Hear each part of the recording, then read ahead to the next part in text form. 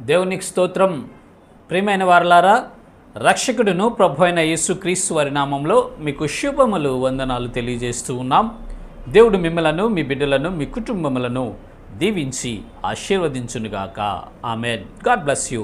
దేవునికి స్తోత్రం. హల్లెలూయా. ప్రియమైన దేవుని బిడ్డలారా, ఈ లోకంలో ప్రతి మనిషికి బ్రతకాలని ఆశ ఉంటుంది. 70 సంవత్సరాలు వచ్చిన వృద్ధుడికి బ్రతకాలని ఉంటుంది. 100 సంవత్సరాలు వచ్చిన వృద్ధుడికి బ్రతకాలని ఉంటుంది.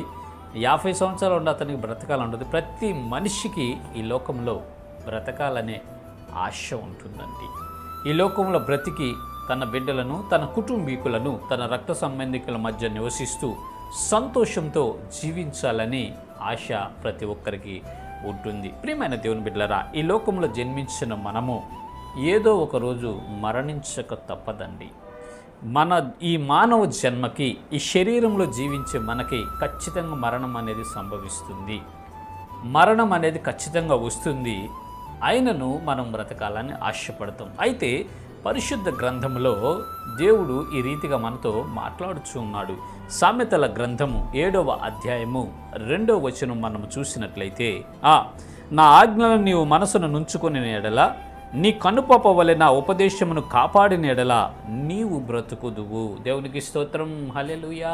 నీ కనుపాప వలె నా ఉపదేశమును నువ్వు కాపాడిన ఎడల నీవు బ్రతుకుదువు అని దేవుడు మాట్లాడుతున్నాడు. ఈ బ్రతుకు అనేది శరీర జీవితం గురించి ఆయన మాట్లాడట్లేదండి, ఆత్మీయ జీవితం గురించి ఆయన మాట్లాడుతున్నాడు.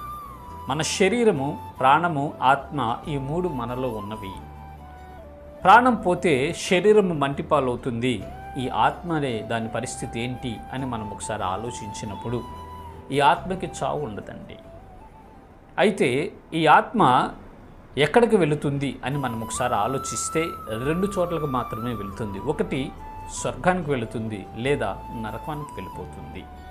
యేసు ప్రభు వారిని నమ్ముకొని ఆయన ఆజ్ఞలను, ఆయన కట్టడలను, ఆయన విధులను అనుసరించి బాప్తిస్మం పొంది రక్షించబడి ఆయన మార్గంలో నడిస్తే స్వర్గంలో ప్రవేశిస్తాడు. యేసయ్యను నమ్ముకోనకుండా, ఆయన మార్గంలో నడవకుండా ఇష్టానుసారంగా నడిచి చెడ్డవాటిని ఆశించి మరణిస్తే నరకంలో కాలిపోతాడండి.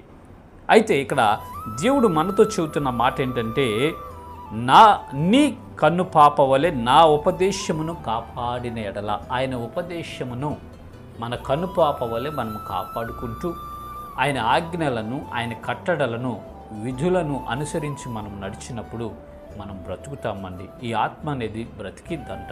నిత్య నరకములో పడి యుగయుగాలు యాతన పడకుండా, అగ్ని గుండానికి ఆహుతి అయిపోయి అగ్ని జ్వాలలో కాలిపోకుండా బ్రతుకుతుంది అని దేవుడు మాట్లాడుతూ ఉన్నాడు. ప్రియమైన దేవుని బిడ్డలారా, ఎప్పుడంటే ఆయన ఆజ్ఞల ప్రకారం మనం నడిచినప్పుడు, ఆయన యొక్క ఉపదేశమును మనం భద్రంగా కాపాడుకుంటూ, ఉపదేశ ప్రకారము, ఆయన చిత్త ప్రకారం మనము ఈ భూమి మీద జీవించినట్లయితే ఖచ్చితంగా మనము బ్రతుకుతాము అనే ఒక వాగ్దానాన్ని ఆయన మనకు చేస్తూ ఉన్నాడు. ప్రియమైన దేవుని బిడ్డలారా, రక్షించబడినటువంటి ప్రజలరా, ఆయన ఇచ్చిన ఉపదేశమును మీరు భద్రపరుచుకోనండి.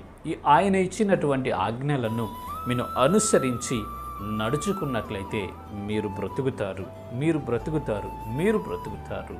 మీరు అనేకులకు తేజోమయంగా, వెలుగుగా మీరు మార్చబడతారు. కాబట్టి ప్రియమైన దేవుని బిడ్డలారా, ఆయన ఉపదేశంను మనము కాపాడుకొని, ఆయన ఉపదేశాన్ని అనుసరించి మన జీవితాలు నిర్మించుకొని, ఆయన చిత్త ప్రకారం మనం నడుచుకొని ఈ విశ్వాసయాత్రలో ముందుకు వెళదాము. మనము నిత్యము బ్రతికి దేవుని సన్నిధిలో యుగయుగాలు ఆనందించుదాం. ఇటు కృప దేవుడు మనకి కలుగు చేయనుగాక. ఆమెన్. God bless you.